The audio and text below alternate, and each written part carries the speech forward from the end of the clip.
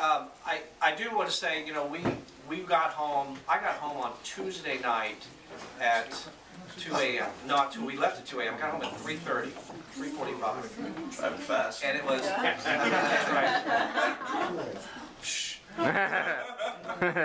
This is being recorded. Yeah, and so I have to tell you, it was really. I think it was the exclamation point on the entire session.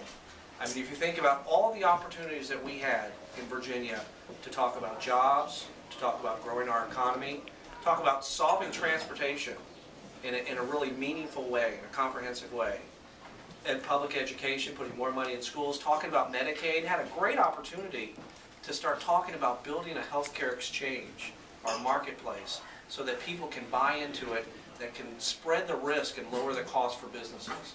I mean, if you're a business of 100 employees and we can figure out a way to structure this where we can save hundreds of dollars per employee a year, that's a real shot in the arm. That's better than any tax credit we could ever dream of and for our economy. And we missed that opportunity. We didn't do it. Instead, we were talking about really divisive issues. We were talking about abortion. We were talking about eliminating a significantly important piece of legislation with a one-gun-a-month law that has saved lives across the eastern seaboard. And so much so that the Boston mayor and the New York City mayor got together for a commercial for the Super Bowl and told us not to do that. Was talking to Virginia and told us not to do it, and we ignored them anyway. And so we was divisive from the very beginning. And the other night, this exclamation point where we went after someone who's abundantly and eminently qualified to sit on our bench in Richmond, and we denied him that opportunity for no other reason because he's gay, openly so. And it was a real travesty. And so I went home that night, and I looked in on my kids, and they were all asleep. Everyone was asleep. And I was feeling really down at the time, I have to tell you. So I'm like, you know, why am I here? Why are we doing this? And I looked in on them, and I thought to myself at that moment, I thought, I hope that when they come to my age, that they don't know the hatred and bigotry that I just saw. My eyes were open that evening. I did not know that I know that we differ on a lot of issues down there, but I did not think that we would cross this line and go backwards the way we did. And so that really inspired me, seeing my kids, thinking this is why I'm in public service. This is one of the many reasons I'm in public service. But that reminded me at that point. And so I just wanted to share that with you, that we really missed a golden opportunity in this session.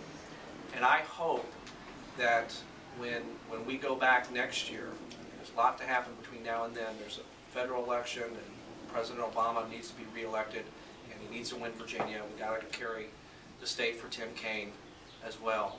But I hope when we go back, we can put this stuff aside and start talking about real solutions, real ways to grow our economy. Not talking about tax credits for anyone who wants it, anyone who has a powerful lobbying group to get a tax credit, or preferences or loopholes. Talk seriously about trying to grow our economy, and public schools, trying to start growing those, and really solving transportation. Not naming rights for bridges. I mean, I'm going to see that there's a great bridge that's going to be called the Pampers Bridge. It's guaranteed not to leak. You can just see that. But that's the best we could do, because we really couldn't solve the problem. So there's a lot that we can do, and the person that I'm going to introduce you to is someone that I feel very strongly about. He is our minority leader in the House. He just took over this year, and he is going to take us to the point where we can get serious and talk about this, talk about what the vision is of the Democratic Party, talk about ways that we can start winning seats. I mean, people who continuously go down there and vote against the interest of their constituents has got to change. And it's going to take all of us to make sure that people know our vision. And our vision is much different than what others offer. And I have tremendous amount of confidence in David Toscano He's from Charlottesville, and so he's just like an Arlingtonian. And so that's why I love him so much. In my first 2 years, I would look to David a lot, and I would call him, he knows it, I call him my moral compass, because David and I think a lot alike, and we feel the same way. We love our state, we love the places where we represent, and we want to see ourselves prosper. And so anyone tells you that Democrats are anti-business, that's baloney. We have a vision to really create jobs in numerous areas, but do it in such a way that brings everyone up, that every Virginian counts. And so David's going to take us that way, and I'm going to be there alongside of him. As you know, I'm co-chair of the Virginia Progressive Caucus, and Alfonso Lopez is here, and I didn't introduce him. He's here tonight, and he's also a member of the Progressive Caucus. We have a lot of strong people here that are not afraid to call themselves progressives and talk about the reasons why they're in politics and why they care and why we want to really uplift Virginia, because it really is not just about us. As I said earlier, it's about our kids. It's about their future. And so without further ado, I want to introduce my friend and my minority leader, temporarily minority leader. He's going to be speaker soon, David Toscano.